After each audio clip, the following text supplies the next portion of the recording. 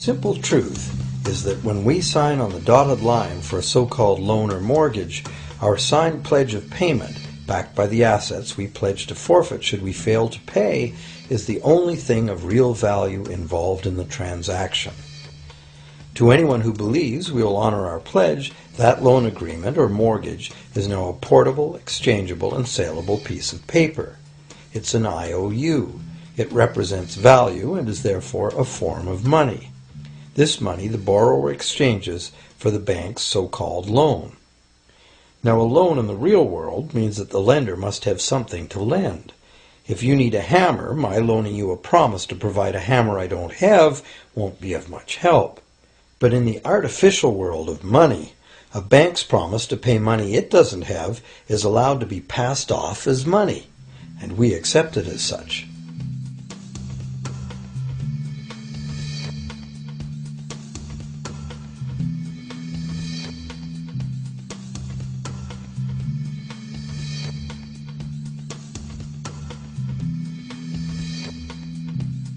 Once the borrower signs the pledge of debt, the bank then balances the transaction by creating, with a few keystrokes on a computer, a matching debt of the bank to the borrower.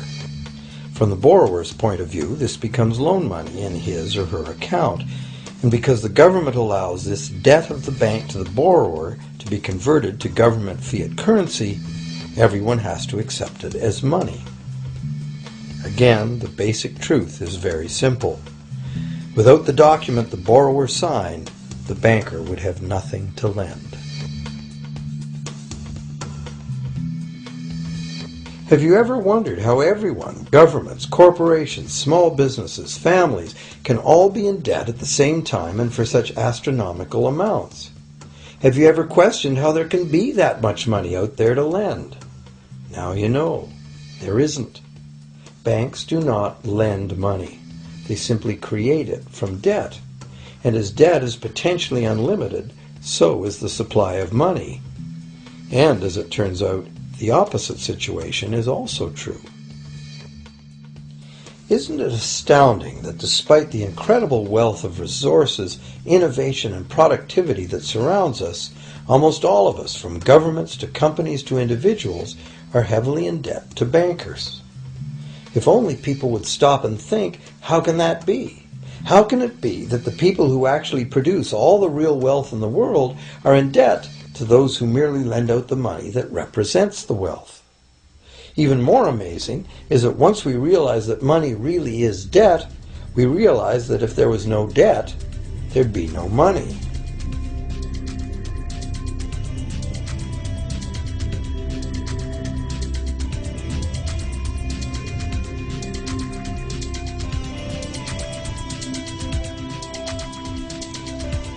If this is news to you, you are not alone. Most people imagine that if all debts were paid off, the state of the economy would improve. It's certainly true on an individual level. Just as we have more money to spend when our loan payments are finished, we think that if everyone were out of debt, there would be more money to spend in general. But the truth is the exact opposite. There would be no money at all. There it is. We are totally dependent on continually renewed bank credit for there to be any money in existence. No loans, no money, which is what happened during the Great Depression. The money supply shrank drastically as the supply of loans dried up.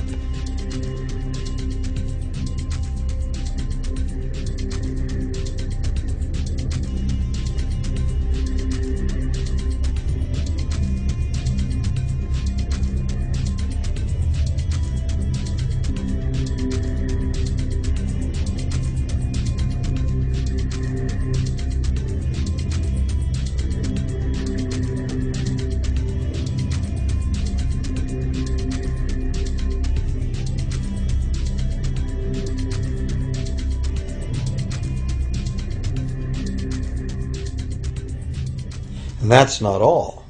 Banks create only the amount of the principal. They don't create the money to pay the interest. Where is that supposed to come from? The only place borrowers can go to obtain the money to pay interest is the general economy's overall money supply.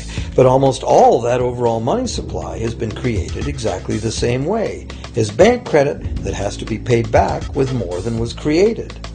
So everywhere there are other borrowers in the same situation, frantically trying to obtain the money they need to pay back both principal and interest from a total money pool which contains only principal. It is clearly impossible for everyone to pay back the principal plus interest because the interest money doesn't exist. This can even be expressed by a simple mathematical formula.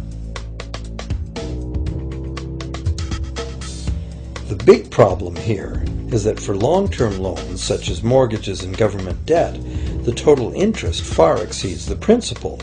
So unless a lot of extra money is created to pay the interest, it means a very high proportion of foreclosures and a non-functioning economy. To maintain a functional society, the rate of foreclosure needs to be low. And so, to accomplish this, more and more new debt money has to be created to satisfy today's demands for money to service the previous debt. But of course, this just makes the total debt bigger, and that means more interest must ultimately be paid, resulting in an ever-escalating and inescapable spiral of mounting indebtedness.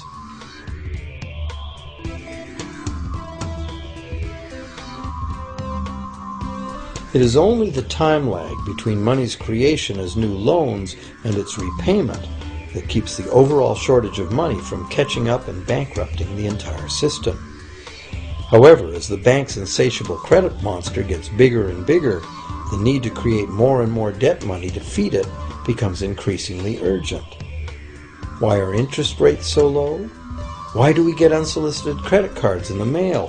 Why is the U.S. government spending faster than ever?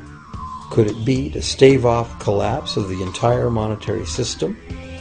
A rational person has to ask, can this really go on forever? Isn't a collapse inevitable?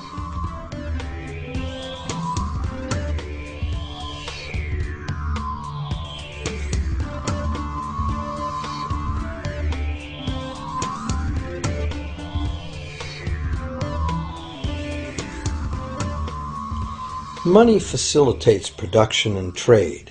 As the money supply increases, money just becomes increasingly worthless unless the volume of production and trade in the real world grows by the same amount.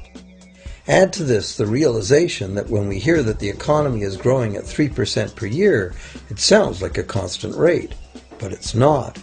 This year's 3% represents more real goods and services than last year's 3% because it's 3% of the new total. Instead of a straight line as is naturally visualized from the words, it is really an exponential curve getting steeper and steeper. The problem, of course, is that perpetual growth of the real economy requires perpetually escalating use of real-world resources and energy. More and more stuff has to go from natural resource to garbage every year, forever, just to keep this system from collapsing.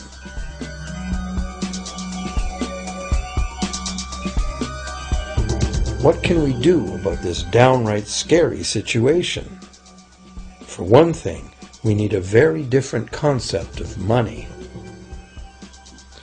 It's time more people ask themselves and their governments 4 simple questions. Around the world, governments borrow money at interest from private banks. Government debt is a major component of total debt, and servicing that debt takes a big chunk of our taxes. Now we know that banks simply create the money they lend, and that governments have given them permission to do this. So the first question is, why do governments choose to borrow money from private banks at interest when government could create all the interest-free money it needs itself? And the second big question is, why create money as debt at all? Why not create money that circulates permanently and doesn't have to be perpetually reborrowed at interest in order to exist? The third question, how can a money system that can only function with perpetually accelerating growth be used to build a sustainable economy? Isn't it logical that perpetually accelerating growth and sustainability are incompatible? And finally, what is it about our current system that makes it totally dependent on perpetual growth?